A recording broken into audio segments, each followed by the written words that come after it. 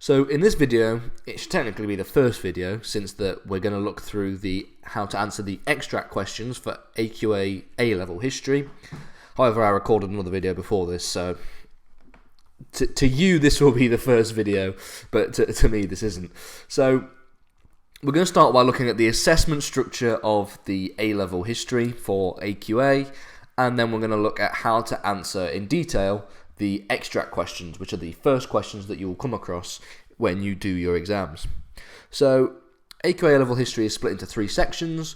You'll have 2 exam papers, and then you'll have 1 coursework essay. Okay, so you have 3 different things that you're going to have to focus on. And for this video, we're just going to focus on the exam questions. We're not going to, for this series, we're not going to look at the coursework essay. That'll be a separate video.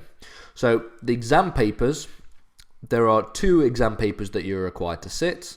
It is required that you do British history for one of them and another area of history for a different one. So you have to do 2 different types of history. One has to be a form of British history. Okay. Paper 1 is known as the breadth paper, so it's looking at a long period of time, so around 100 years. And paper 2 is the depth paper, which is focusing on a smaller time frame of history. So what is assessed in paper 1? Well, the AQA specification says that it's a study of historical developments of a period of around 100 years and associated interpretations. The most important thing that we're going to look at for this video is the associated interpretations little section there. So that's what the extract question is examining you on. And the exam is 2.5 hours. Okay, you must answer 3 questions. One of them is the compulsory extract question, and the other one is the other 2 are 2 essays that you pick from a series of 3, or possibly sometimes 4. Okay, and this is worth 40% of your final A level. Paper 2. What is assessed? Again, a study in depth of a period of major historical change and development of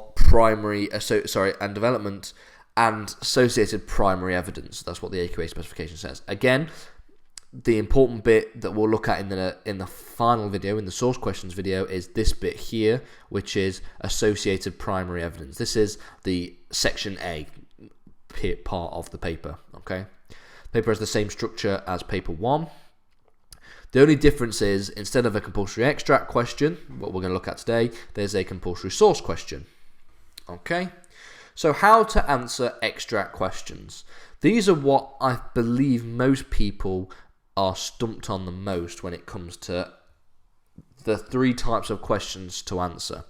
Obviously, some people find them really easy, some people find them really difficult. So I'm hoping to shed a little bit of light on this topic. So some of them, they look a little bit like this. So using your understanding of historical context, assess how convincing the arguments in these 3 extracts are in relation to the crisis faced by the Tudors in the years 1533 to 1558.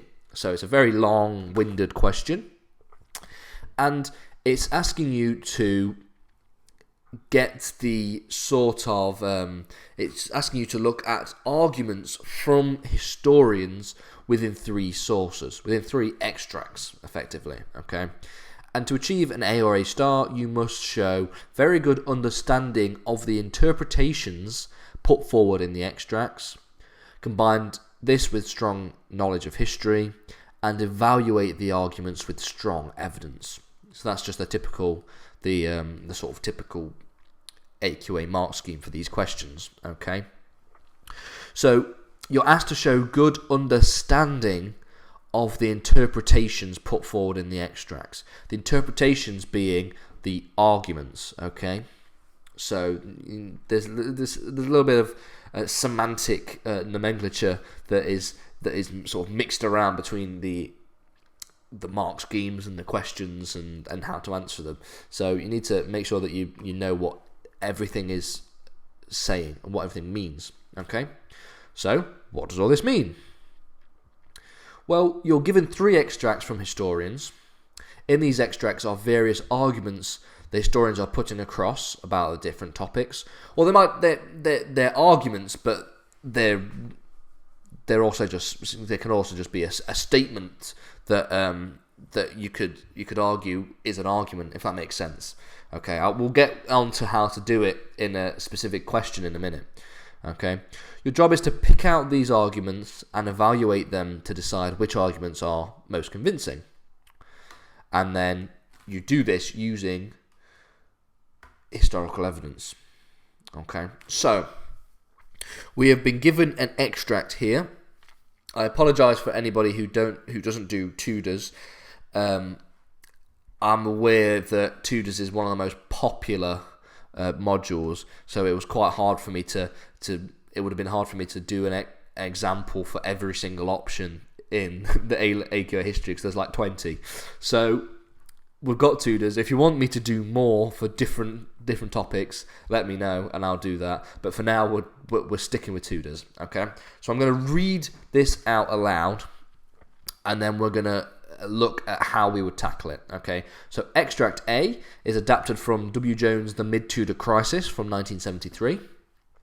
And it says the following: we may at once define the fundamental issue of these decades, that of the continuity, I would if I can actually read, security and power of the Tudor monarchy.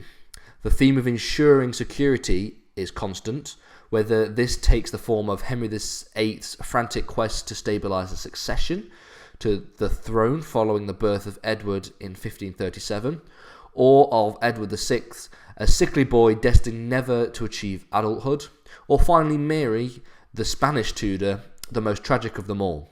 Throughout these years, the security of the monarchy was directly reflected in their religious policies and international relations. The security and power of the crown were affected by these issues and by financial and economic problems. The monarch were beset by perpetual fear, and that any one or combination of these issues, okay, might give rise to civil strife. It is this integral relationship between the different factors which gives the crisis a certain unity. It was a crisis of both dynasty and society. Okay, so just reading that, read it again if you didn't think I did very well. I don't think I did very well at reading it. However, we're going to go into answering and looking at what we should do with this extract. So step 1 is to read the extract in its entirety. Well, we've done that. Step 2 is to highlight the main arguments within the extract. And then step 3 is to start to formulate a response to the arguments that you've highlighted. Okay. So a little disclaimer, you don't have to try and highlight every single argument in each extract, right? The examiners do leave scope for interpretation. And so there might be some extracts with multiple arguments and some with less. So some extracts might be really, really good, like really rich with different just statements that you can just start picking apart and writing about. Some of them are written in such a fancy way that you might not even be able to understand what they're even saying. They're the worst kind of extracts because they're really annoying and they're really pretentious, and they make it difficult just because you don't understand what they're saying. And then you've got extracts that you do understand what they're saying, but they're not saying very much. Okay? So what I've done here is I've highlighted different areas of this extract that I would argue you could talk about in the question that you write. So the first is that of continuity, security, and power of the Tudor monarchy. Okay? So what he's saying is that he's defining the fundamental issue, and the fundamental issue is continuity, security, and power of the Tudor monarchy. Okay, that's sort of a weak argument, but you could probably make a little argument against that. Okay, so the theme of ensuring security is constant. Okay, that's whether it takes the form of, and then we'll talk about the next bit in a minute. This is an interesting one you could talk about. However, it's sort of, I wouldn't argue against that, because I mean, I guess you probably could argue against this little argument here. However, it's pretty difficult to do. So Henry VIII's frantic quest to stabilise the succession to the throne following the birth of Edward in 1537. Okay, that is an argument. Okay, so we've got Henry VII is ensuring security by constantly trying to stabilise the succession.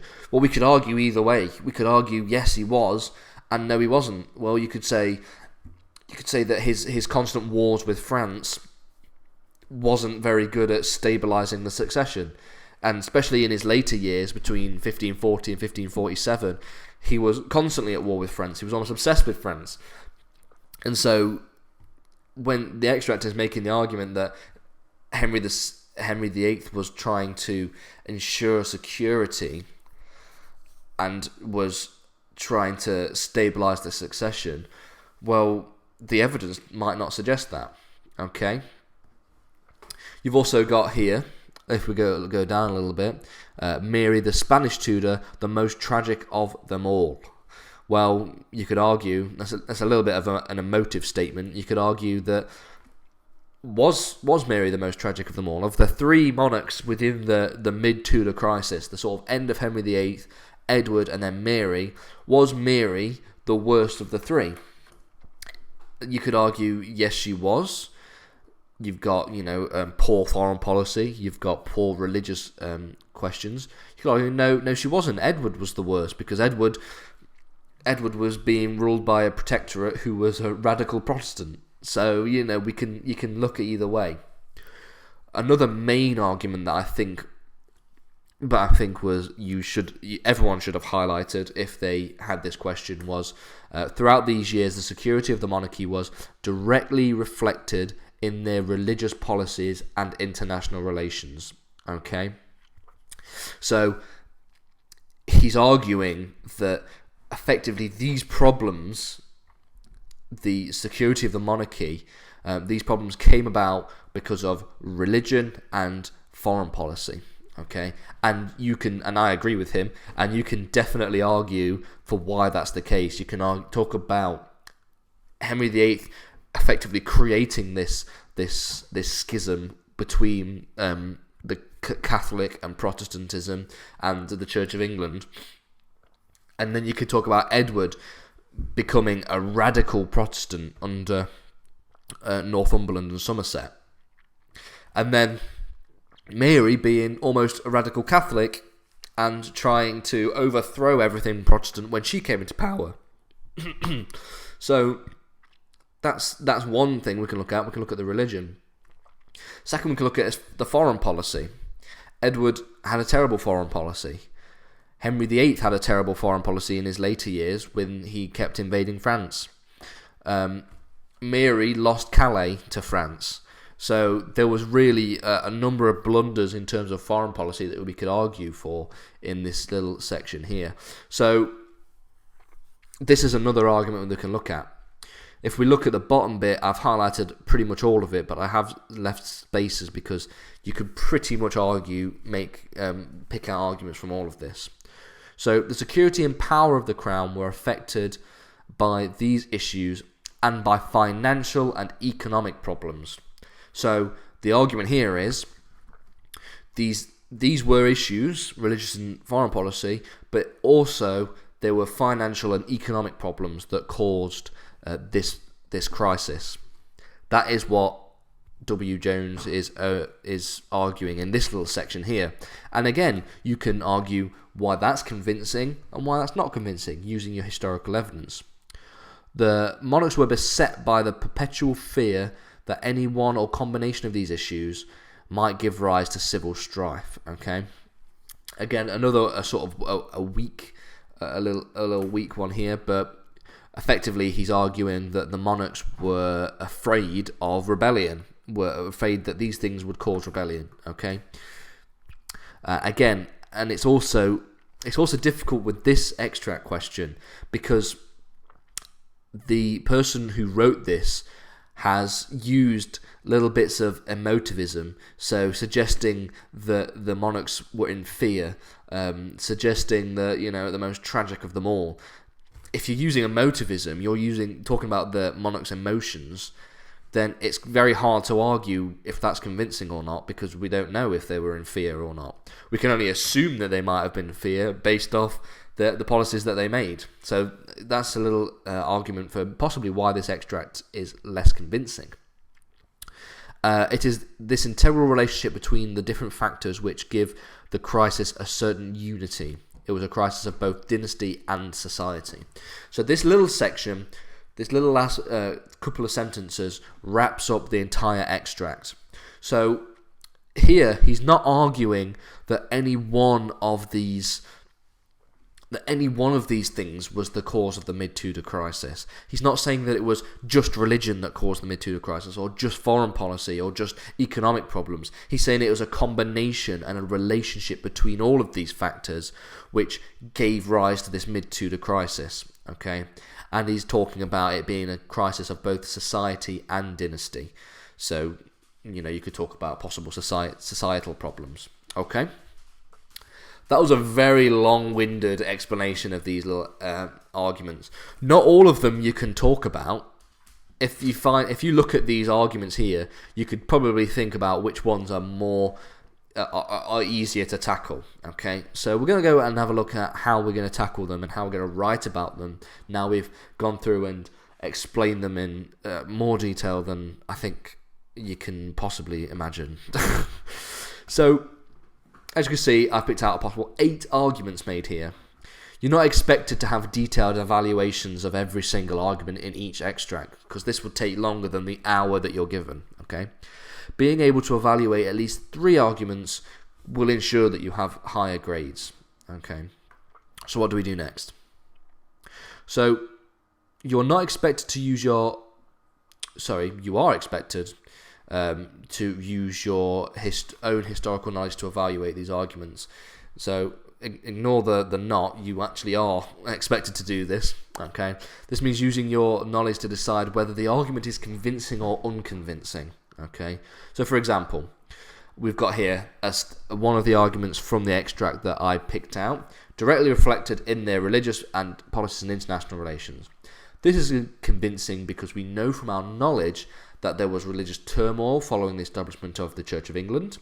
This created a divide between Protestantism and Catholicism, something that Henry's children would be in conflict about, with Edward being radical Protestant and Mary being radical Catholic. So you can see here that you can use this argument and you can look at why this argument is convincing. And you're looking at, it is convincing because I know the historical evidence. I know that this is a convincing argument because the evidence supports the argument that he's making, if that makes sense. Okay? So how do we structure it?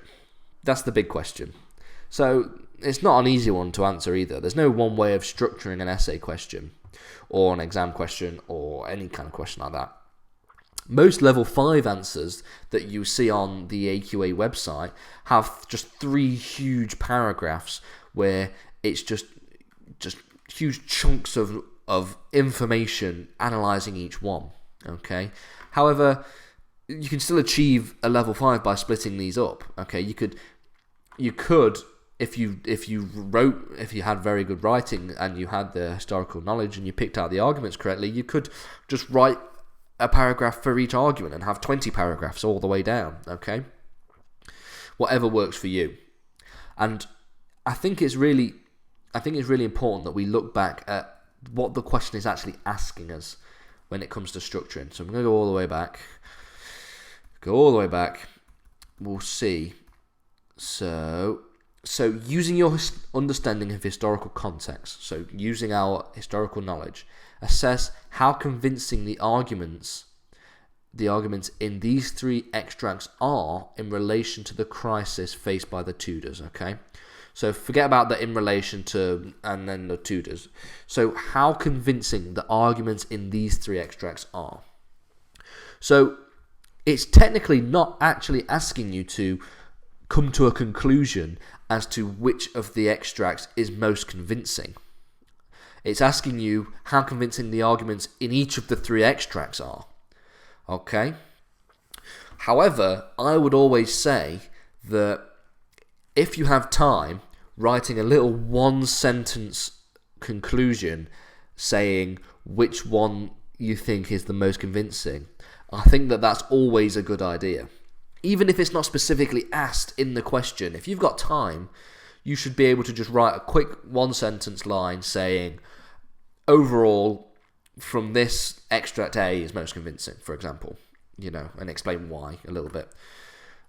But if you don't have time to do that, they're not actually directly asking you that, so you should really just look at each extract and analyse the arguments in each one. And it's as simple as that. And my top tips for doing well in this is, again, just to practice every single question that there is. Collect every single exam question, extract question for this, and then just practice it. Write them all out, okay? And you'll get better and better at each one, and you'll start to be able to, getting used to just reading extracts, you'll be able to pick out the arguments quicker, which will make you quicker in the exam. So it's just a case of practicing, and then you'll be absolutely fine.